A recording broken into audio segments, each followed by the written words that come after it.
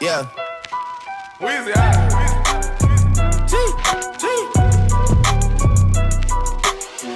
Back home smoking legal. I got more slaps than the Beatles. Foreign running on diesel, dog. Playing with my name, this lethal, dog. Who you see? What? Don Corleone. Trust me, at the top it isn't lonely. Everybody acting like they know me, dog. What's up, everybody? Welcome back to the Hog Line Podcast. This is episode 23. We got Austin Carroll in the building. He's a returning guest. He was on episode, I have no idea what. I'm not even going to try to pretend what number. Long time ago. How about that? Yeah. I remember on the episode you were on, we were trashing Amari Cooper.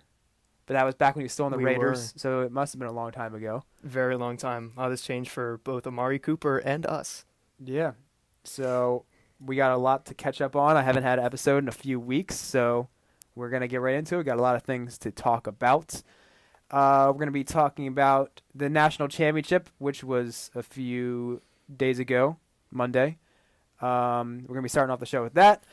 And then we're going to be talking about Kyler Murray because he declared for the NFL draft yesterday. So we're going to be talking about what that potentially means and our takes on that. Then we'll be talking about Antonio Brown. It's kind of oldish news, but I mean, it's not really old news because there's always new news every single day with him. So not really. It's a reoccurring subject. Yeah, and he'll be in the news for a while until this is resolved, which it'll be several months from now. So we're going to be talking about Antonio, and then we'll be talking about the games this weekend, the NFL playoffs, and see how that goes. Yeah, might be a little rusty, but we're gonna do it. Gonna give it a go. Let's get into it. All right, so first and foremost, the national championship. It was this past Monday between the Clemson Tigers and the Alabama Crimson Tide, and it went the complete opposite that everyone expected it to. I think, honestly, I mean, I didn't think there was any chance Clemson would really win, and I was wrong. I didn't expect them to win. Well, if they were to win it in any way, it'd be on the last-second field goal or touchdown, or maybe in overtime. But yeah, no one expected this just blowout domination by Clemson. I mean, personally, I'm not an Alabama fan, so I'm glad it happened. But we saw a lot of talent here, definitely from first the Clemson quarterback, Trevor Lawrence, and running back Travis Etienne definitely showed up. Last episode, none of us knew how to pronounce Etienne, but I learned in the 2 weeks that we didn't have an episode. Etienne, yeah. Yeah, I had no idea how to pronounce it, but I learned it's Etienne, and he played really well. He had 3 touchdowns, about 90 all-purpose yards. And he is a sophomore, so he will not be in this year's NFL draft. He'll be in the next year's NFL draft. So it doesn't matter for Austin because I have his dynasty first-round pick. But, yeah, there's a lot of good running backs coming out in the next year's draft, and Etienne is one of them. But, yeah, he played really well in the championship, having 3 touchdowns. And Lawrence played well, obviously. And everyone, I feel like, unless you lived under a rock, you know all about Trevor Lawrence. He's probably going to be the number 1 overall pick in the 2021 NFL draft. So, but we'll be watching him in college for the next 2 years, and he played really well in the championship. Yeah, a lot to see, a lot in store for him and Clemson. I could see him winning another championship with them if they have the right pieces to go along with it, obviously. But that's what I was going to get into next about what Clemson's going to look like for the next 2 years while he's there. And they're not losing many pieces on the offensive side of the ball. We just said Etienne will still be there next year. And then they had that freshman who, if you watch the championship, he had that insane one-handed catch and had a bunch of catches, Justin Ross. I don't think we ever looked up if he's related to John Ross or not, but I don't know if you want to look that up. But anyway, Justin Ross, he went for 6 catches, 153 yards, and a touchdown in the championship game. Had that really good one-handed catch, and he's also a freshman, so he'll be there as long as Lawrence will be there. So he's not. I don't know. I just assumed because they were fast, they had the same last name, and their first name began with J. I thought maybe they related, but and they're both wide receivers. But, yeah. Yeah. But yeah, Etienne's a sophomore. Lawrence is a freshman. Ross is a sophomore, and they have another wide receiver named T. Higgins, who's also probably their second best receiver. He's a sophomore. So they're all underclassmen, and they'll be there for 1 to 2 years. So they're not really losing that much talent on the offensive side of the ball, but their defense. They have a really insane defensive line, and they're all going to get drafted this year.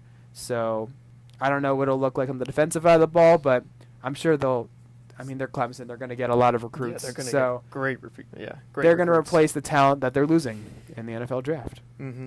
So yeah, definitely.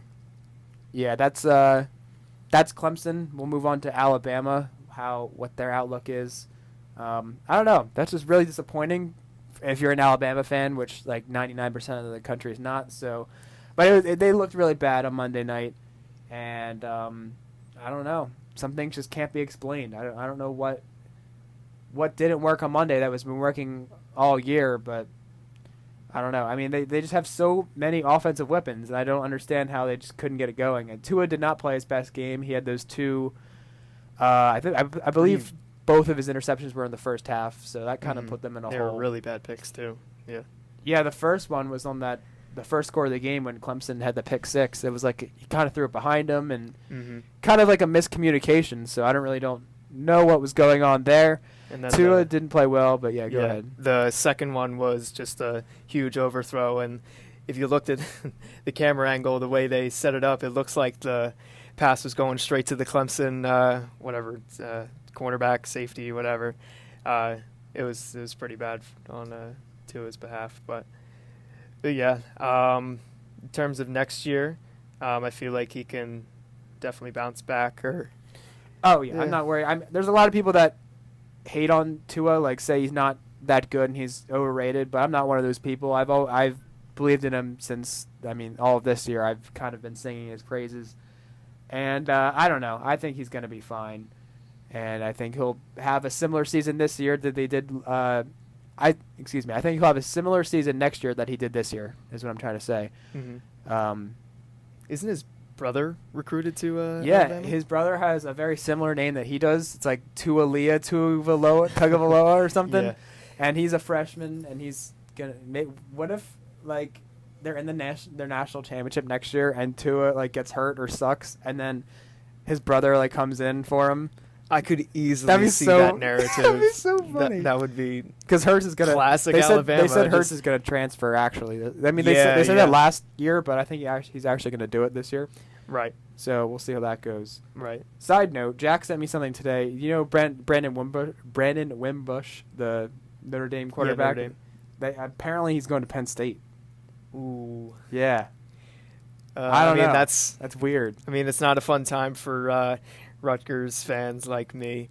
Wimbush can't throw the ball at all. I would gladly have fun with him overthrowing a 7-yard out route. Penn State fans.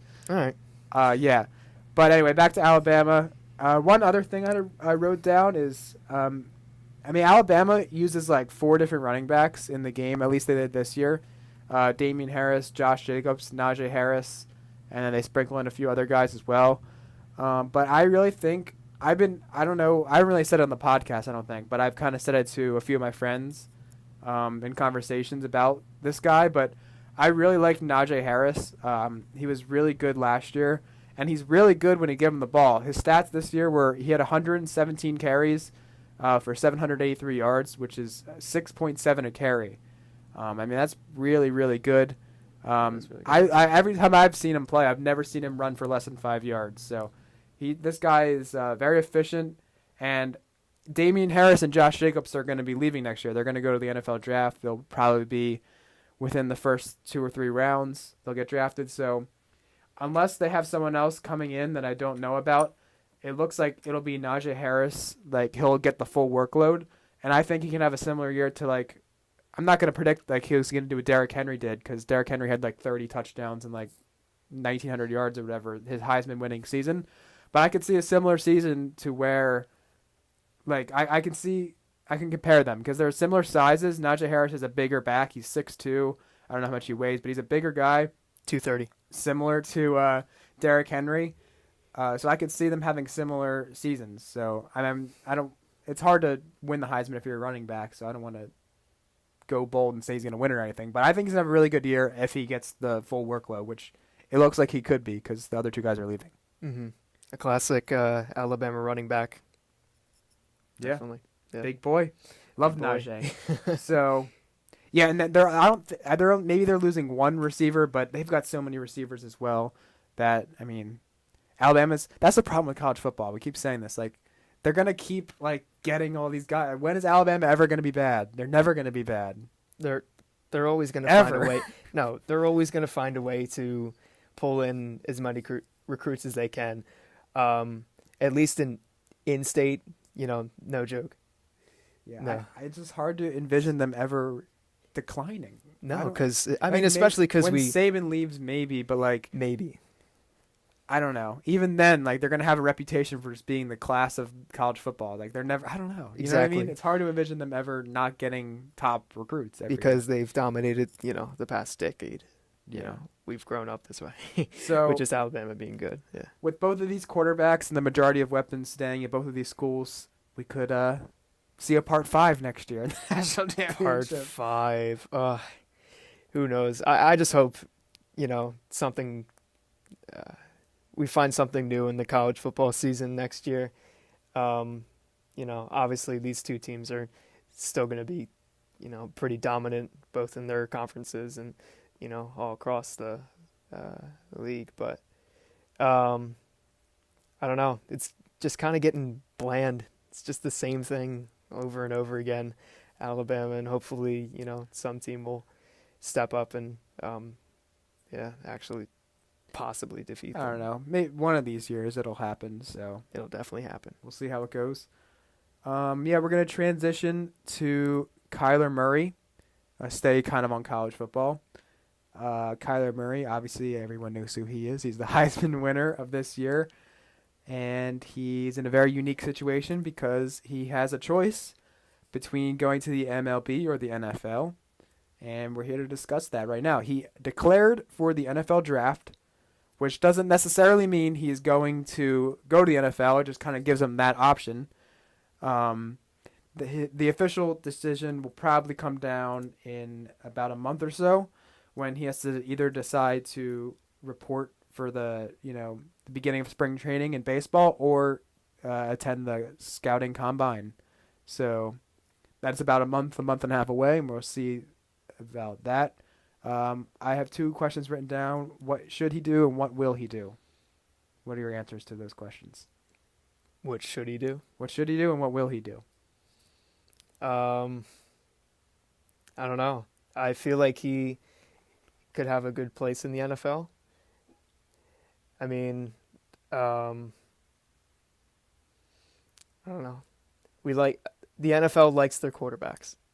Yeah, I know. I mean, he's going to be, like, it doesn't matter what he do. He's always going to be talked about no matter what he does because he's a very popular figure now. But I don't know. What my answer to what should he do, I think he should just, it's just simple. I think he should just do whatever he likes to do more. He's going to get paid no matter, people say like, oh, like there's more money in baseball, which there is and stuff. And like, there's less chance of an injury, obviously, in baseball. But correct. I think he just should do whatever he wants to do more. It's just whatever he has more fun doing. I know that's kind of sounds like a cliche, dumb answer, but that's what he should do, I think, in my opinion. Yeah, it's definitely what he should do. Coming off a pretty good season, winning the Heisman, and then ultimately losing in the college football playoff. But, maybe he searches for his revenge in the NFL. Takes that loss and tries to prove something that, he's a Heisman winner to remember. But we can definitely see in the NFL that, just because you're a Heisman winner doesn't mean that you're going to be the next superstar. I don't know. You still have to adapt to the differences in the league, definitely. But I still feel like he could be a good place in the NFL. Yeah. And the story, I don't know, at least going around today was like, hey, the Arizona Cardinals have the first overall pick in this next upcoming draft, and they also just hired a new coach Cliff Kingsbury. Good looking guy. Good looking guy. Oh yeah, he's good looking. He's a good guy.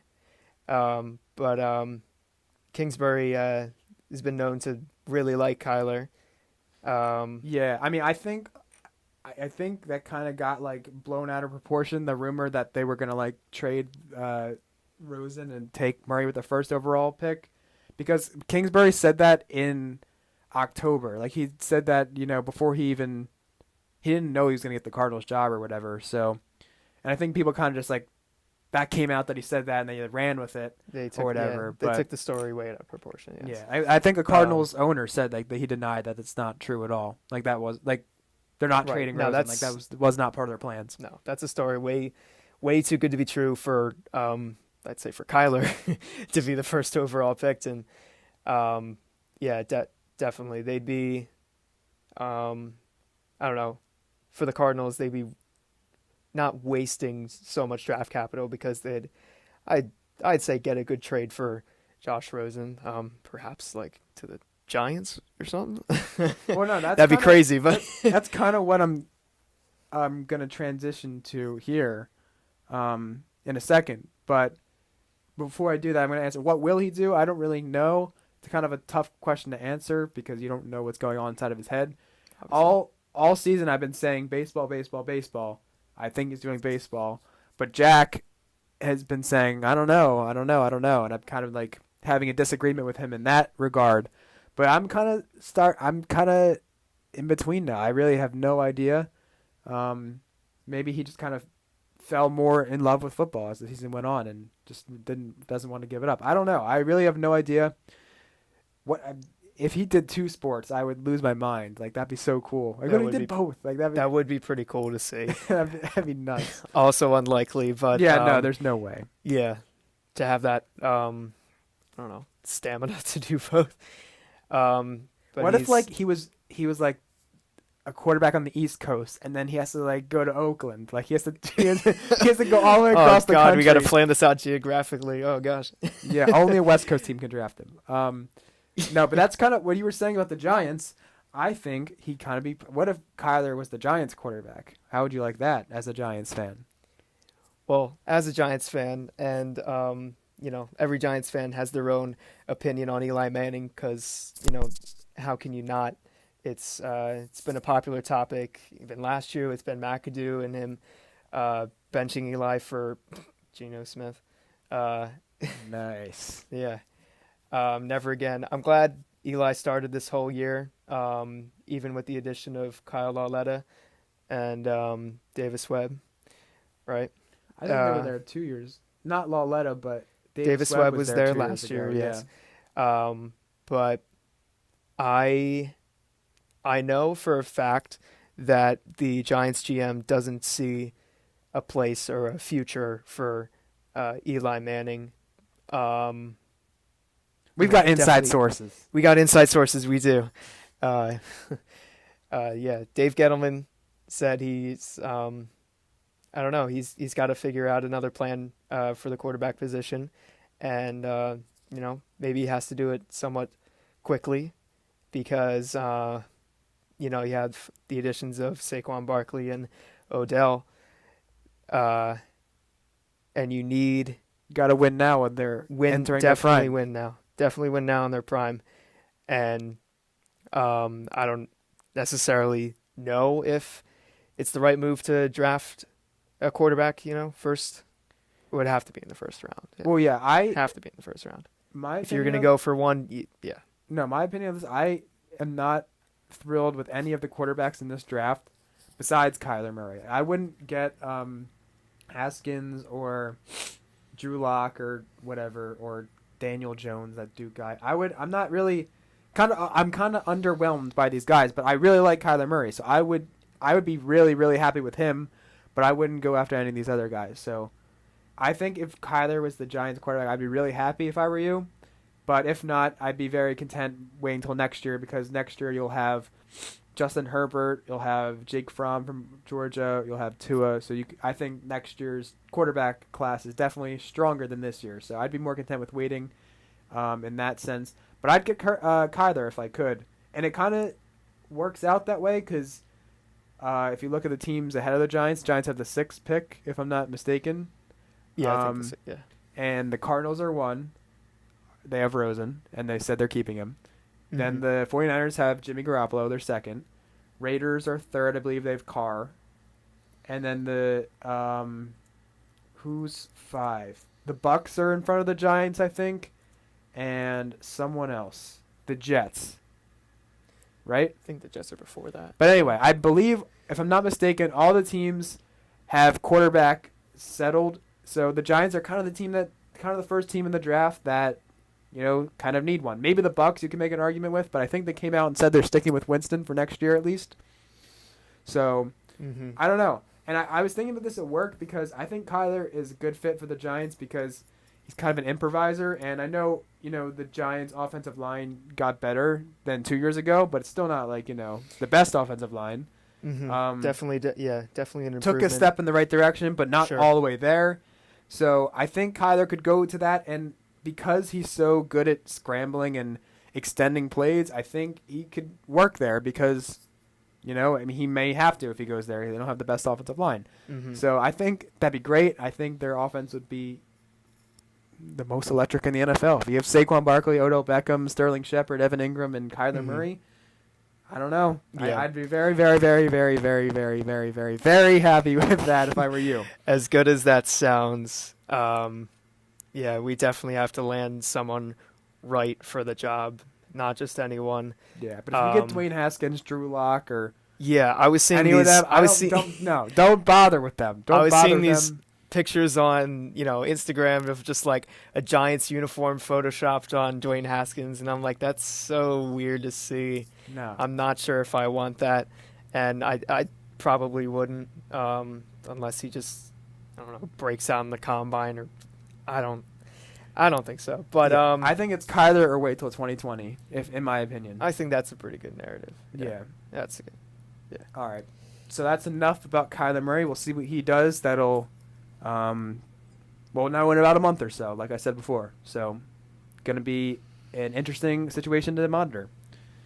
All right. We're going to move on to something that is, near and dear to my heart, and that's Antonio Brown. This is a lot has happened in the past 2 weeks since we've had an episode. The whole thing where he didn't play in Week 17, that all happened, and will he be traded? Will he not be traded? That has been brought up a bunch of times, and people have a million different opinions on it, and we're going to give you our opinions on it. You can go first, I guess.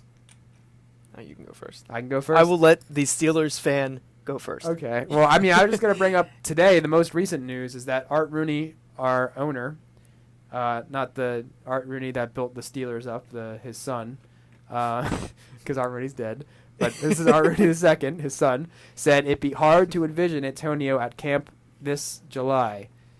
And that doesn't really, send good sentiment out that he'll be back. But, who knows, honestly, at this point. My stance on the whole thing, I've said this the whole time, I really want him. I don't hate Antonio Brown at all. I love him. He's still one of my favorite players. And I want him to be on the Steelers this year. But at the same time, with that being said, I am too much of a prideful fan. And I know that we'll be okay, even if we don't have him. I don't know. People are going to look at that and say, like, oh, you're losing the best wide receiver in the NFL, blah, blah, blah. But I know we'll be okay. The Steelers, not to this extent, but this has happened in the past with the Steelers. We've had an older, very, very, very good receiver, and we weren't afraid to let him go in light of the younger, up-and-coming receivers. This happened with Santonio Holmes, a Super Bowl MVP, and he was causing some trouble. We let him go. We had Mike Wallace in the wings.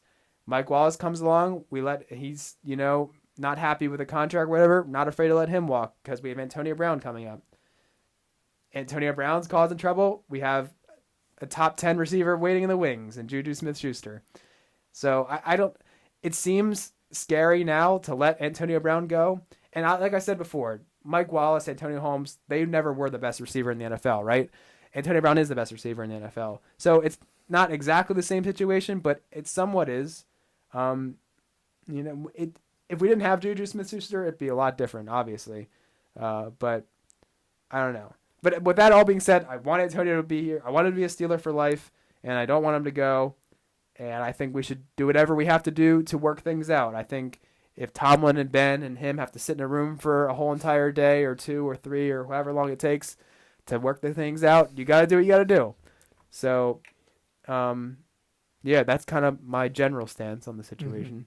Just going to say, if they want anything to work out with that offense, they need to go on a getaway together, pitch a tent, camp outside, really bond with each other, because this is not working. Whatever it is with the Steelers offense that, wants these players out of it.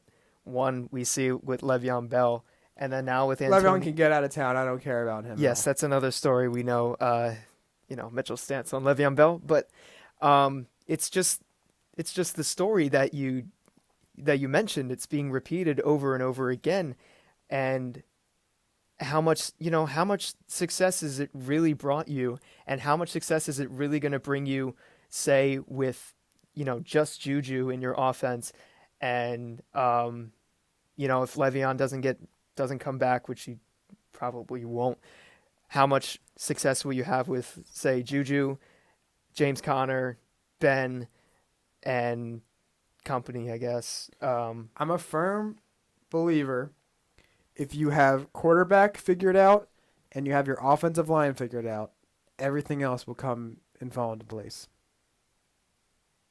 And we have both of those things figured out for the time being. Offensive line's a top 5 offensive line. Ben, however long he has left, 1-2 years left. I mean, obviously that's going to be a concern in the next few years. But for now, we have that. Led the NFL in passing yards. He's no slouch. He's not declining. And we have a top 3, top 5 offensive line. That's kind of simplifying the whole entire situation. But if you have, in a general sense, if you have those 2 things figured out, I think everything else can work out. They're less of a concern, as I'm trying to say. But also, another thing is that, the Steelers, very, very good at the very known franchise in developing young wide receiver talent. It seems like not every single one, but like a lot of our receivers that we drafted, not even in top rounds, but like later rounds, obviously Antonio Brown, a 6th round pick. Yep. Very good at developing talent in the draft. This wide receiver class coming in 2019 is very, very deep and very good. So I wouldn't be opposed. I know some people would, because we still have problems in our secondary and whatnot. But I would not be opposed to spending a high draft pick on a wide receiver, because they're very good this year. And it just in case he goes, then we have very young guys. Juju's 22. Whoever draft will be 20, 21. So, and James Washington too. He didn't have the best season, but there's still hope for him. So yeah, I'm just saying, if the Steelers, pull that and spend a 1st round pick on a wide receiver, it's not going to look good for Antonio Brown. People are going to be scrambling like, is this, it could be figured out by then, though. It could be figured out. Not figured out, but like either figured out or he could be gone by then. Like something could be worked out whether he'd be gone or not by then. Right. But I don't know. Maybe not. Yeah. Say that new guy comes into camp, looks really good, really blended with the guys. Then the first couple weeks of the season, they're Steelers winning a couple games, really good passing game as well. And, they're looking at the team and they're like, hey, let's bowl out with this. In this situation, are you assuming that Antonio is still on the team by the start of the season and this new start of the season on the team? Yes, the new rookies on the team. And they start having early success. I could easily see him being traded then. If I had to guess, it's easier to let him go at that point, though. Right. If you have two very young guys waiting in the wings. Sure, when you already have that talent locked in place. But if I had to guess, no matter who they draft this spring, if I had to guess for a time for Antonio Brown to really go, it's early next season. Really? Yeah, it very well could blend into next season. So this is not something that's going to be decided on overnight. It's going to take Definitely. a very long time. And, one last thing. Where do you think, if he was going to be traded, where do you think? I know everyone's saying San Francisco or whatever, but do you have any other potential spots do you think he would work well in? Work well in? Not even work well. I heard Oakland, but, I mean, honestly, Antonio, do you really think that you're going to, like, I'm just saying this, like, why I know you can't, Antonio, you can't go anywhere and be a superstar. You need at least some speck of quarterback talent. That's what I'm saying. Like, I know you could have a toxic relationship with Ben or Tomlin or whoever. Mm-hmm. You're leaving a really, really good situation. You think it's going to be better in New York with the Jets or like Adam Gase? Yeah, or like the 49ers or like the Raiders? No. I don't know. He still was like second in the NFL in targets. He still was. He still will be if he goes to another team. I know, but definitely. I don't know, man. It's kind of like you're leaving a really good situation, Antonio. But anyway, I guess we'll end this segment on, as much as I love Antonio, I just want the best for my team, and one player is just. I don't like one player more than my team. So if any player is just too much for the team, it's time to let go if it's time. So, but I'm still hopeful that they can work things out. So we'll see how it goes. And if there's anything to cheer up these poor Jets fans out there, it's getting either Le'Veon or Antonio Brown. My dream is that Le'Veon goes to the Jets and we play the Jets in a meaningful game and we beat them. That's my dream. Or we could see the Jets. We could see the Jets and Giants. We could see Le'Veon Bell. Yeah. Oh, man, that'd be great. Saquon Barkley versus Le'Veon Bell. My favorite running back in the NFL. There you go. Anyway, yeah, that's Antonio Brown. Enough about him for now. We'll go on to our last segment of the show, talking about the divisional round games this weekend. We got the Colts visiting Kansas City, Dallas traveling to Los Angeles to take on the Rams, the Chargers going to New England to take on the Patriots, and the Eagles traveling to New Orleans to take on the Saints. We'll start off with the first game, which is the Saturday game at 4:40 between the Colts and the Chiefs. And Austin, what are your first initial thoughts on this one? First initial thoughts. We have the Kansas City Chiefs, who had a great breakout season with the help of their guy, Patrick Showtime Mahomes. But they're going against the Colts, who proved that they can definitely produce on the road to any team, pretty much. Colts have won 10 of their last 11 games. Absolutely. They are hot. It's not going to be an easy game for the Chiefs by any means. I feel like Andrew Luck can definitely step up against the Chiefs defense. It's definitely going to be a quarterback's game. It's going to be that's definitely going to be the narrative. Bet the over, folks. Battle. Yes. Bet the over. Bet the over, definitely. I don't know what it is. I don't care what it is. I don't know and I don't care what it is. Bet over. Right. The Colts have a pretty good defense, but and they're definitely going to give Mahomes trouble. Like Mahomes is definitely going to have to work. It's not going to be an easy ride. But if I had to say the one difference maker in this whole game, it's Marlon Mack. Yeah, he's been really, really good down the stretch. Yep, he did fantastic against the Texans. 24 carries, 148 yards, and a touchdown. I don't know where I saw this, but I think he's had over 20 carries the past 3 or 4 games. Yeah, I think that's true. Yeah, so they've really been giving him the workhorse. Definitely relying role on him, taking off the pressure from Andrew Luck, and if they could somehow find a way to get around J.J. Watt and their Jadeveon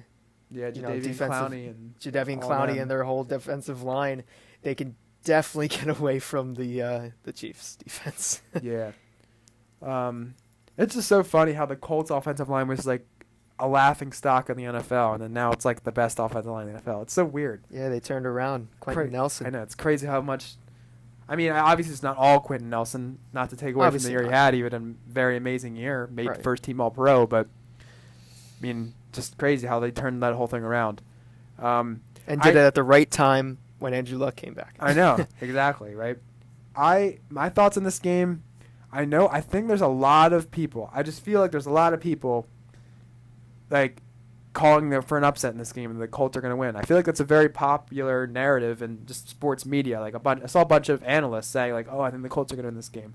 I really don't think so. I think I could see the Colts like making it like not like somewhat competitive, but I really really think that the Chiefs are going to do it. I don't know why. I think they're just tired. People like have it in their mind that like the Chiefs choke in the playoffs. But this is not the same Chiefs. They have a different guy at the helm. And that's what Patrick Mahomes said. He said, "I'm aware of the history of this organization, but that's not that time. This is a new era." That's what he said. And like, I believe him when he says that. I think that they're going to come out and he's just going to do what he did all year. And I think people are just going to be somewhat surprised because I think people are kind of like calling for this game being upset. And I don't think that's going to happen necessarily. So I'm thinking the Chiefs are going to win by double digits. Double digits. That's not going to be hard to do. But I know. I'm standing firm in that stance. You're standing firm in that? I picked them to go to the Super Bowl out of the AFC, and I'm sticking with it. So, I'm starting to think that I'm going to, I'm going to believe in that popular You're turning on your quarterback? Listen. He's your quarterback! Listen, he's my dynasty quarterback thick and through. He is the future of the Tubby Tuccaneers. But I really think that this could be the end for the Chiefs. I can't believe what I'm hearing. I know it's crazy. I know it's crazy to say, but Patrick, Colts, he doesn't want you. Come to my team. The Colts have, both teams have a lot to lose. Andrew Luck, comeback player of the year, by a long shot. But yeah, I'll trade you for Patrick Mahomes right now. No. We're not gonna. I'll do it right now on the show. I will do this. No, we will hold any trade talks after. Whatever, afterwards. Man. Okay, Austin's a fake fan. That's what we learned. We'll move on. Chiefs are gonna win. You heard it here, out of my mouth. The Cowboys travel to Los Angeles to take on the Rams. I don't know. I picked the Rams in our NFL pool. But I don't really have a great feeling about it now. This game worries me a little bit. If I still had a gun to my head, I still had to make my prediction for this game. I'm saying the Rams are still going to win, but I think it's going to be really close, and I'm not too confident in it. I think Zeke is going to run wild. I think he's going to do his normal thing and rush for 130, 140 plus yards. But I see this being a really, really close game. I think this could be the best game of the weekend. Yeah, if I had a prediction for the whole league, across the whole league, I feel like, with the Marlon Mack prediction, I feel like most of these running backs are going to have a fantastic game. Alvin Kamara, Josh Adams. Yeah, and especially Ezekiel Elliott against the Rams defense, who've definitely proved that they're, a presence. But, yeah, the Cowboys have looked pretty tricky these past couple weeks towards the end of the season. They did beat the Saints. And if you can beat the Saints, I guess you can beat the Rams. I'm saying it's a possibility, but ultimately I think the Rams are going to pull out the home win and move on to the NFC Championship. I hope so for my bracket's sake, and I am still alive in the NFL pool, so I need the Rams to win to do that. So I hope they do. I hope you're right. I hope I'm right, and we'll see how that goes. I don't know. I just kind of getting like thoughts of last year when they kind of choked like the Falcons. I don't know. I picked the Falcons last year to beat the Rams, and I was right on that one. I don't know. I just have a similar vibe to that one. I don't really know if I can really trust the Rams at this point. Well, if they choked once, they can easily choke again, but it's sort of they can take this as sort of a revenge tour to come back from that and prove that they're definitely a team, playoff caliber team. Exactly. Yeah. All right, so the first game on Sunday is the Chargers traveling to Foxborough to take on the Patriots. Someone said, like on Monday, like earlier this week, that there's going to be like 3 to 5 inches of snow. And I don't think that's true because I looked it up and there wasn't any snow in the forecast. So whoever said that lied to me. There's not going to be snow in Foxborough, but there is Ryan a chance. Rugel. Ryan Rugel, you lied to me. No, there is a chance of snow in Kansas City, actually. It's just in Kansas City. I don't think it's going to be, terrible, like, full-on whiteout, but it's definitely going to play in a factor in that game. But I feel like Foxborough is going to be generally dry. It could be really cold, but I don't know. Right. The Chargers, from LA, they're going to have to beat the cold. But yeah. Yeah. Well, this is also another thing. I mean, a lot of people are on the Chargers. A lot of people think they're going to do well. A lot of people think this is a team of destiny. Philip Rivers giving it one last final push to winning a Super Bowl, which he's never never has done before. So a lot of people are on the Chargers, but this is when the Patriots are their most dangerous, when people are underestimating them and people don't think they're going to win. And it's kind of scary because I think they are going to win this game.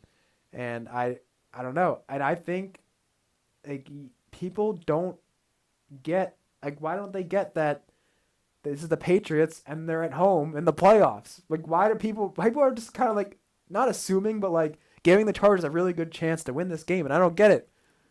Well, first off, I'd give every chance to the Chargers that they have for, what they've proven that they can do in this season.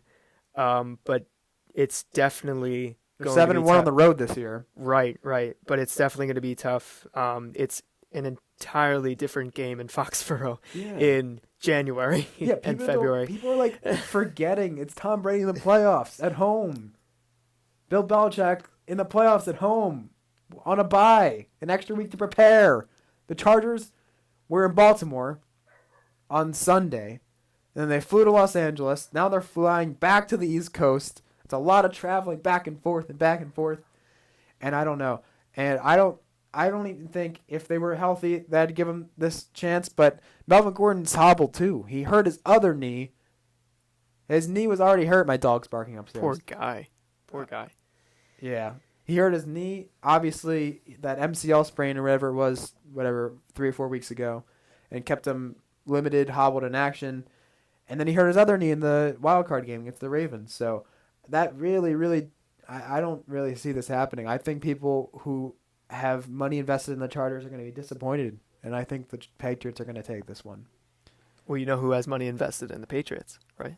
TJ? Yeah, he does. Yeah, TJ put 50 down on the Patriots to win the Super Bowl.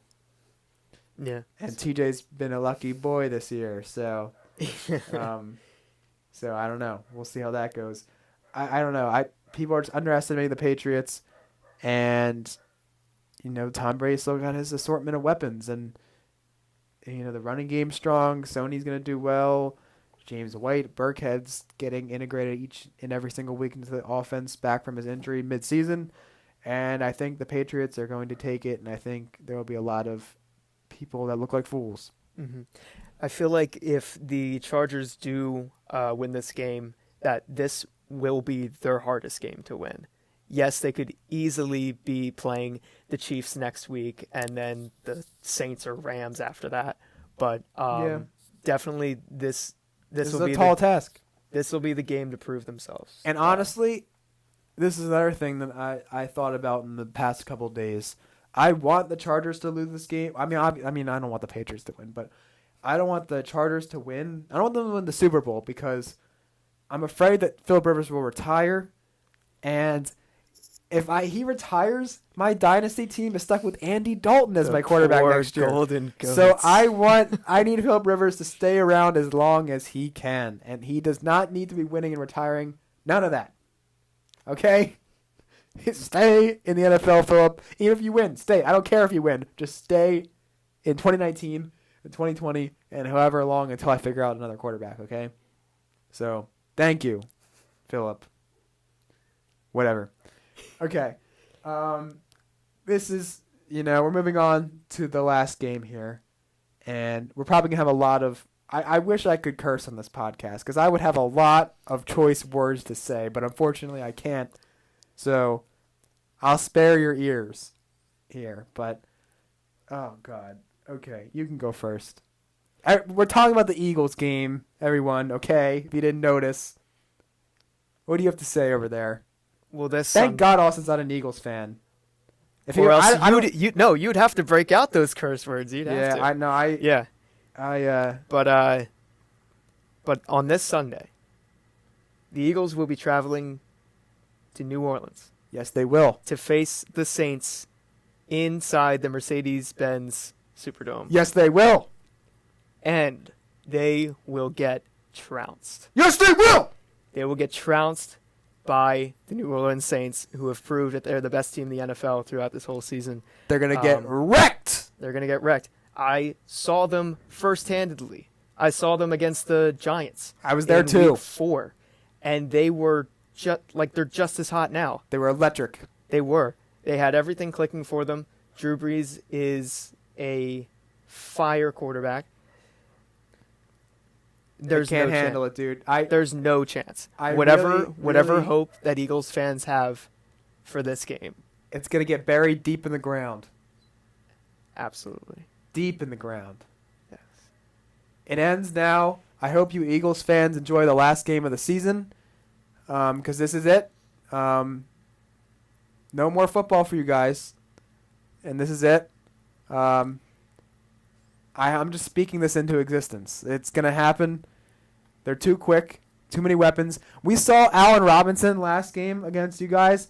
I think he had 10 catches. He had over 100 yards. He had a touchdown. He ate. That boy ate. You made Allen Robinson look good. Imagine what Michael Thomas is going to do to you. Imagine what Michael Thomas is going to do. He already did it. He already did it earlier in the year. He's going to do it again. He's going to make 15 catches for 250 yards and 3 touchdowns. Yeah. Yes. Exactly. Michael Thomas is going to go off. Alvin Kamara is going to go off. And when the Saints are up by 20 in the fourth quarter, Mark Ingram's going to go off. Even Tre'Quan Smith, he'll catch a touchdown too. They're all going to catch a touchdown. Drew's going to run some in. Who dat? Who dat? It's over. It's over, guys. Sorry. Hate to burst your bubble, but I'm just trying to prepare you for what's to come. And, yeah. Anyway, with that being said, kind of switching to a different narrative here. I firmly believe in everything I just said. The Saints will win this Sunday. But if the Eagles do win somehow. It's not going to happen. But if they do, I really am going to get extra nervous. Like, I'm a tiny bit nervous now, but I'm very confident at the same time. If they win somehow, I'm going to be very nervous because I do not think the Cowboys can beat the Eagles in the NFC Championship game. Because the Cowboys already beat them twice. And it's very hard to beat a team 3 times in 1 year. And I just don't think the Cowboys have it at that point. If the Eagles and Cowboys play in the NFC Championship game, I really think the Eagles will win that game. And even if they play the Rams, I have this weird feeling about the Rams, as I said a few minutes ago. And I really think if they play the Cowboys or the Rams, I think the Eagles will go to the Super Bowl. But we don't have to talk about that because we don't have to worry about that because it won't happen. But, yeah. Yeah. It's definitely going to be the same story for the Eagles as it was for the Chargers. This is their hardest game.